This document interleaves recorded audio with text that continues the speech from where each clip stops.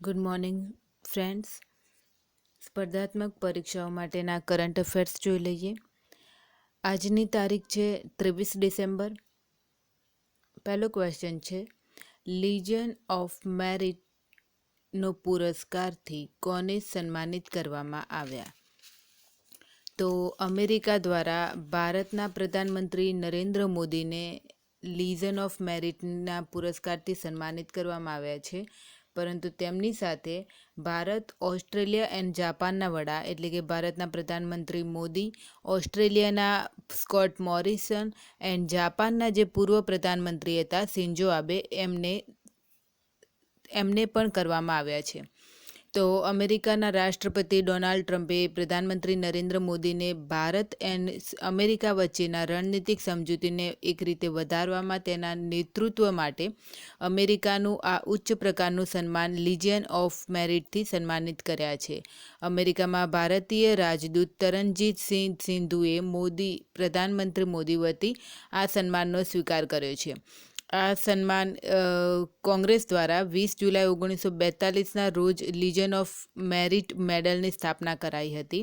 આ અમેરિકી સેના એન્ડ વિદેશી સૈન્ય સદસ્યો કે રાજનૈતિક હસ્તીઓના સદસ્યોને આપવામાં આવે છે જેમણે એક રીતે અસાધારણ પ્રદર્શન કર્યું હોય છે. આ એક સર્વોચ્ચ સૈન્ય પદક છે કે જે વિદેશી અધિકારીઓને આપવામાં આવે છે. લીજિયન ઓફ મેરિટ પ્રધાનમંત્રી આપણા નરેન્દ્ર મોદીને અન્ય બીજા દેશોના સર્વોચ્ચ સન્માનથી પણ સન્માનિત કરવામાં આવેલા છે. તો જ્યારે આ જોવા બેસો તો એ દેશોના પણ તમે જો નજર મારી લેશો કે નહીં, કયા કયા દેશો દ્વારા પ્રધાનમંત્રી નરેન્દ્ર મોદીને પોતાના દેશનો કે ક્ષેત્રનો સર્વોચ્ચ પુરસ્કાર આપવામાં આવે છે. હોમવર્ક આપ્યું મેં. કયા રાજ્ય દ્વારા ભૂમિ સંબંધી વિવાદો માટેનું વારસાત અભિયાન શરૂ કરવામાં આવ્યું? ઉત્તર પ્રદેશ. તો ઉત્તર પ્રદેશ રાજ્ય સરકાર દ્વારા ગ્રામીણ ક્ષેત્રોમાં સંપત્તિ અને ભૂમિ સંબંધી વિવાદોને રોકવા માટે એક વિશેષ અભિયાન વારસાતની શરૂઆત કરવામાં આવી છે. એમાં ઉત્તર પ્રદેશ સરકારે ગ્રામીણ ક્ષેત્રોમાં જે સંપત્તિ અને ભૂમિ સંબંધી જે વિવાદો છે એને રોકવા માટે આ અભિયાનની શરૂઆત કરવામાં આવી છે. આ રીતે રાજ્ય સરકાર દ્વારા શરૂ કરવામાં આવેલું આ પ્રકારનું પ્રથમ અભિયાન છે, જેનો ઉદ્દેશ્ય ગ્રામીણ ક્ષેત્રોમાં ભૂમિથી સંબંધિત મુદ્દાઓનું સમસ્યાનું સમાધાન લાવવાનું, ભૂમાફિયાઓ દ્વારા અધિકાર ઉપર જે ગ્રામીણોનું શોષણ કરતા હોય છે એને ખતમ કરવાનું એન્ડ સામાન્યપણે વિવાદિત સંપત્તિઓને એક રીતે ટાર્ગેટ કરવાનું છે કે જેનો નિવેડો તુરંત લાવી શકાય. જમીનોમાં તો વર્ષો નીકળી જાય છે, ભૂમિના જે વિવાદો હોય છે ને જલ્દી સોલ્વ થતા જ નહીં. તો આગળનો ક્વેશ્ચન જોઈએ. કયા રાજ્યમાં વાંદરાઓ માટે બચાવ અને પુનર્વાસ કેન્દ્રની સ્થાપના કરવામાં આવી? તેલંગાણા. તો તેલંગાણા રાજ્યમાં વાંદરાઓ માટે બચાવ અને પુનર્વાસ કેન્દ્રની સ્થાપના કરવામાં આવી છે. હમણાં તેલંગાણા સરકાર દ્વારા વાંદરાઓ માટે એક બચાવ અને પુનર્વાસ કેન્દ્રની સ્થાપના કરવામાં આવી, જે ખાસ કરીને પ્રાઇમેટ એટલે કે નર વાનર માટે એક દેશમાં ખોલવામાં આવ્યો છે. એન્ડ આ પ્રકારનો દેશનો બીજો પુનર્વાસ કેન્દ્ર છે કે બચાવ કેન્દ્ર છે વાંદરાઓ માટેનો. આ પહેલાં હિમાચલ પ્રદેશમાં આવું એક કેન્દ્ર સ્થાપિત કરવામાં આવ્યું હતું. કયા દેશ દ્વારા વિશ્વનો સૌથી મોટો રેડિયો ટેલિસ્કોપ બનાવાયો? ચીન. તો ચીન દેશે વિશ્વનો સૌથી મોટો રેડિયો ટેલિસ્કોપ બનાવ્યો છે. ચીને વિશ્વનો સૌથી મોટો રેડિયો ટેલિસ્કોપ બનાવ્યો, જેનું નામ છે FAST 500 metre aperture spherical telescope આપ્યું છે. આ ટેલિસ્કોપ ચીનના ગુઇઝોઉ પ્રાંતમાં સ્થિત છે. હમણાં ચીને આંતરરાષ્ટ્રીય વૈજ્ઞાનિકો માટે આ દુનિયામાં આ સૌથી મોટો જે રેડિયો ટેલિસ્કોપ છે એને ખુલ્લું મૂકવાની ઘોષણા કરી છે. હમણાં સુધીના 53 વર્ષોથી અરેસીબો ઓબ્ઝર્વેટરીને દુનિયામાં સૌથી મોટો રેડિયો ટેલિસ્કોપનું એનું નામ હતું, પણ હવેથી ચીનનું ફાસ્ટ આવી ગયું છે. ફાસ્ટ ટેલિસ્કોપ જે છે એનો ડીશનો વ્યાસ જ 1600 ફૂટ એટલે કે 500 મીટર જેટલો છે. એટલો વિશાળ બનાવ્યું છે એમણે. પશ્ચિમ રેલવેના કયા મંડળે ચાલુ વર્ષ દરમિયાન સૌથી વધુ દૂધ વિશેષ રેલગાડીઓ ચલાવીને રેકોર્ડ બનાવ્યો છે? અમદાવાદ મંડળ. તો પશ્ચિમ રેલવેના અમદાવાદ મંડળે ચાલુ વર્ષ દરમિયાન 10.06 કરોડ લીટર દૂધ લોડ કરીને ભારતીય રેલવેમાં સૌથી વધુ દૂધ વિશેષ રેલગાડીઓ ચલાવીને એક રીતે રેકોર્ડ બનાવ્યો છે. અમદાવાદ મંડળે ભારતીય રેલવે પર સર્વાધિક દૂધ લાદીને રેકોર્ડ બનાવ્યો છે. ઠીક છે. પશ્ચિમ રેલવેના અમદાવાદ મંડળે ચાલુ વર્ષ એટલે કે 2020-21માં ભારતીય રેલવેમાં અત્યાર સુધીનો સૌથી વધુ મિલ્ક સ્પેશિયલ ટ્રેન્સ પરિચાલિત કરીને 10.06 કરોડ લીટર દૂધ સર્વાધિક જે છે એને લાદીને એક રીતે શાનદાર કીર્તિમાન સ્થાપિત કર્યો છે. આમાં સૌથી મોટું બાબત એ છે કે COVID-19 વખતે જે જીવન જરૂરિયાતની વસ્તુઓમાં આપૂર્તિ કરવામાં આ બાબતને ખાસ ધ્યાનમાં રાખવામાં આવી હતી. એમાં વિશિષ્ટ વસ્તુઓને સમયસર પૂરી રહે, એની માંગ ના ઊભી થાય કે નહીં, લોકોમાં હડબડી ના મચે, એનું ખાસ ધ્યાન રાખવામાં આવ્યું હતું. તો પાલનપુરથી હિન્દ ટર્મિનલ જે પલવલમાં છે ત્યાં સુધી 132 દૂધ સ્પેશિયલ ટ્રેનો એટલે કે મિલ્ક સ્પેશિયલ ટ્રેન્સ ચલાવવામાં આવી હતી. 2019-20ના જે વર્ષમાં હતો એમાં 110 રેલ ચલાવવામાં આવી હતી, જેનાથી 7.47 કરોડ લીટર મોકલવામાં આવ્યું હતું. જ્યારે આ વર્ષનું તો અત્યારમાં જ 10.06 કરોડ લીટર થઈ ગયું છે અને ટ્રેનો 132 થઈ ગઈ છે. આ ઉપરાંત પશ્ચિમ રેલવેના અમદાવાદ મંડળનો આવક પણ 17.44 કરોડ જે છે એનો પણ એક નવો રેકોર્ડ સર્જ્યો છે. તો અમદાવાદ મંડળનું છે તો આપણા માટે વિશેષ અગત્યનું બની રહે છે. કઈ રાજ્ય સરકાર દ્વારા દીનદયાલ ક્લિનિક શરૂ કરવામાં આવશે? ગુજરાત રાજ્ય સરકાર. તો ગુજરાત રાજ્યના મુખ્યમંત્રી શ્રી નીતિનભાઈ પટેલ દ્વારા આ ગુજરાત રાજ્યમાં દીનદયાલ ક્લિનિક શરૂ કરવાની ઘોષણા કરવામાં આવી હતી, જાહેરાત કરી હતી. આ ગુજરાત રાજ્ય સરકારની એક સ્થાયી યોજના છે જે ગરીબ લોકોને તેમની ઘરની પાસે ઈલાજ કરવામાં મદદ કરશે. ગીચ વસ્તીવાળા શહેરી વિસ્તારોમાં ગરીબોના તેમના ઘર પાસે સ્વાસ્થ્ય સેવા આપવાનો એક પ્રયત્ન કરવા બાબતે 1 લાખથી વધુ વસ્તીવાળા શહેરો અને કસ્બાને સમર્પિત ક્લિનિકની સ્થાપના કરવામાં આવશે. આ શરૂઆત પ્રાથમિકતાના આધારે શરૂ કરવામાં આવશે કે જ્યાં જરૂરિયાત વધારે છે ત્યાં પહેલાં સ્થાપિત કરવામાં આવશે. રાજ્યના સ્વાસ્થ્ય વિભાગ, નગર નિગમો અને નગરપાલિકાઓને આવા વિસ્તારો પસંદ કરવાનો નિર્દેશ આપી દેવામાં આવ્યો છે કે જ્યાં જરૂરિયાત વધુ છે એ કયા વિસ્તારો છે. એન્ડ આ ક્લિનિકોમાં MBBS અથવા આયુષ ચિકિત્સક દરરોજ સાંજે 4 થી 6 વચ્ચે OPD દર્દીઓની સારવાર આપશે એન્ડ દવાઓ પણ મફત પૂરી પાડવામાં આવશે. એનાથી શું થશે કે દવાઓ જે હોય છે ને એમાં સૌથી વધુ સારવારમાં જો વ્યક્તિ ગરીબ છે એના ઉપરથી જો કોઈ ઘરમાં બીમાર છે તો એક રીતે એનું વધારે ગરીબીમાં એ ધકેલાઈ જાય છે. તો સરકાર દ્વારા આવા લોકોને મદદ કરવાનો પ્રયત્ન કરવામાં આવ્યો છે કે નહીં, જ્યાં ગીચ વસ્તી છે એન્ડ ગરીબ લોકો છે કે જેઓ સારવારની માટે દૂર જવું પડે છે તો એમના માટે નજીકમાં મફતમાં સેવા ઉપલબ્ધ કરવામાં આવશે. ગુજરાત રાજ્ય સરકાર દ્વારા Deendayal clinic. COVID-19 crisis of civilisation and solutions પુસ્તકના લેખક કોણ છે? કૈલાશ સત્યાર્થી. તો કૈલાશ સત્યાર્થી એ નોબેલ પુરસ્કાર વિજેતા છે.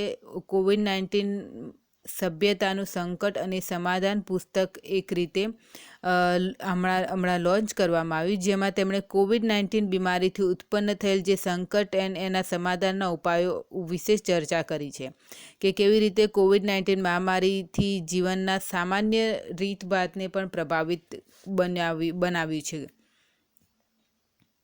કોવિડ ઉપર તો બહુ પુસ્તક લખાશે એન્ડ અગર એ નોબેલ પ્રાઇઝ વિજેતા લેખક છે તો અગત્યનું બની રહે છે. રાષ્ટ્રીય ગણિત દિવસ ક્યારે મનાવાય છે?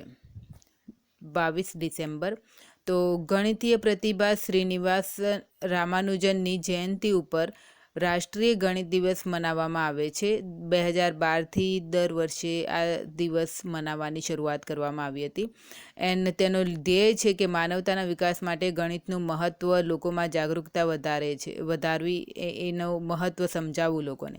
આપણે હંમેશા પૂછીએ છીએ ને કે ગણિતના જે પેલા ક્વેશ્ચન હોય છે આલ્ફા બીટા આગળ શું કામમાં આવે છે. નહીં, જ્યારે નાનપણમાં જ તમારું એ રીતે મગજ વિકસે છે કે તમે એને સમજી શકો છો તો તમને આગળની સમસ્યાઓ પણ સમજવામાં જેમ વેક્સિન હોય છે ને એક રીતે કે તમને ડિરેક્ટ અસર નથી કરતી પરંતુ એ પાછળથી અસર કરે છે કે એક રીતે મદદરૂપ કરે છે.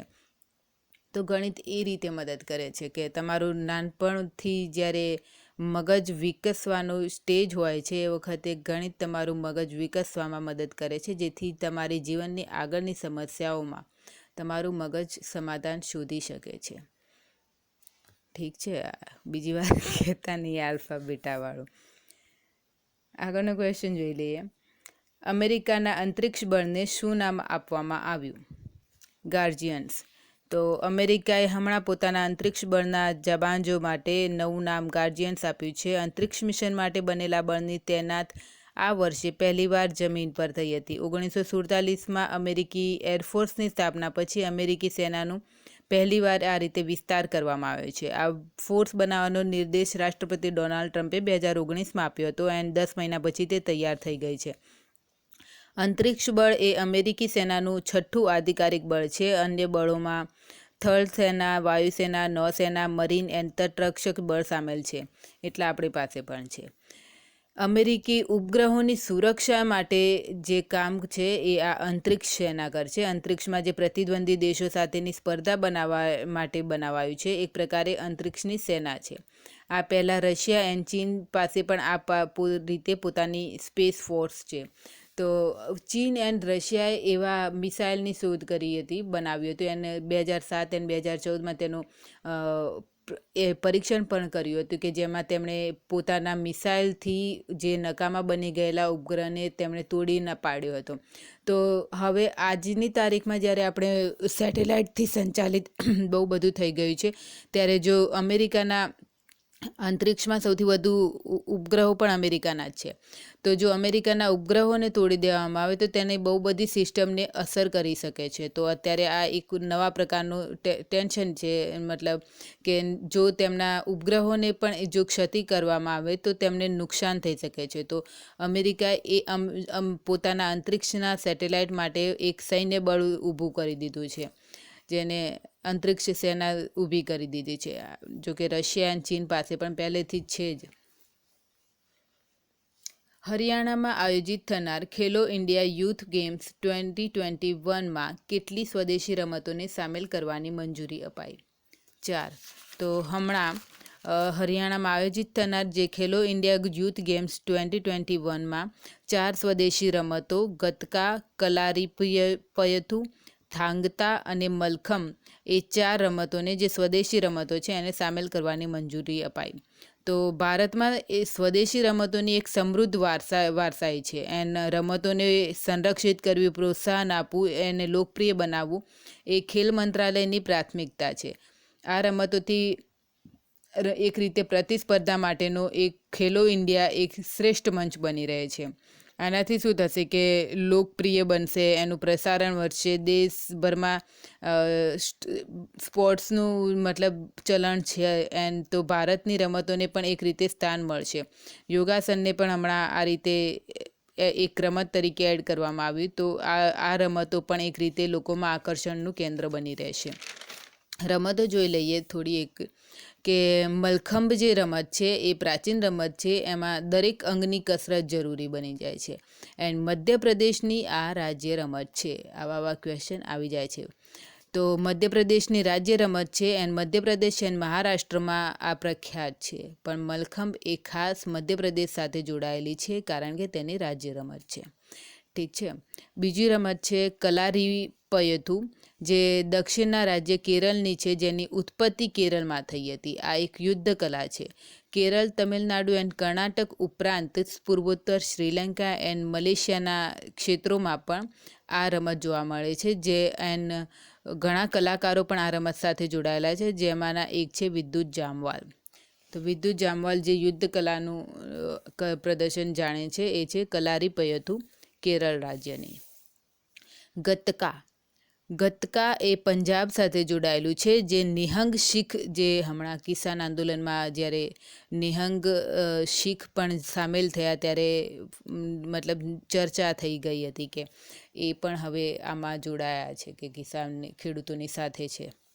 તો નિહંગ શીખ યોદ્ધાઓની એક પારંપરિક લડાઈ શૈલી છે જે ધાર્મિક ઉત્સવોમાં કલાનું શસ્ત્ર સંચાલન પ્રદર્શન કરે છે. ગતકા શબ્દની જન્મદાતા છે ગુરુ હરગોવિંદ સાહેબ, જે શીખોના ગુરુ હતા ને 10 એમાંના.